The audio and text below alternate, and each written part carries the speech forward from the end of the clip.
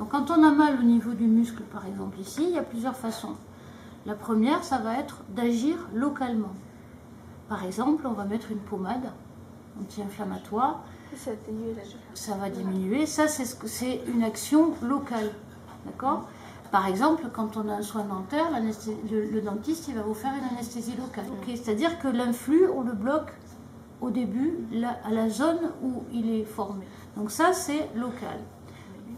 La deuxième façon de faire, ça va être de bloquer sur le trajet qui emmène l'influx du muscle à la moelle épinière. Donc quand aujourd'hui, il y a des gens qui se font opérer, par exemple, d'une cheville, d'un genou, etc., on met un petit cathéter ici, tout près du nerf, et qui va endormir le nerf sur le trajet entre le muscle et la moelle épinière. Ça s'appelle l'anesthésie loco-régionale.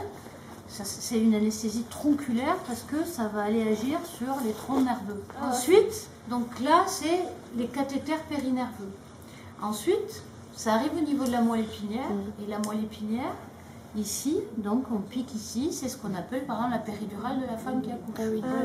D'accord ? C'est la péridurale ou l'arraché-anesthésie. C'est-à-dire on peut endormir tout un corps comme anesthésie générale. C'est donc là, tu as ton, en gros, par voie intraveineuse ou par voie orale. Ça peut passer par la bouche aussi. On va absorber des médicaments ou avoir des médicaments intraveineux ou même des patchs quand il s'agit de douleurs chroniques et de morphine qui vont aller dans le sang et dans le sang ils vont passer dans le cerveau. Et donc ça va être une anesthésie ou une analgésie. Anesthésie, j'endors. Analgésie, j'abolis la douleur. C'est deux termes différents. Analgésie, anesthésie. Et donc ça, c'est le troisième versant. C'est 1, 2 et 3. C'est-à-dire local, loco-régional, soit sur le trajet, soit au niveau médulaire de la moelle épinière, soit dans le cerveau.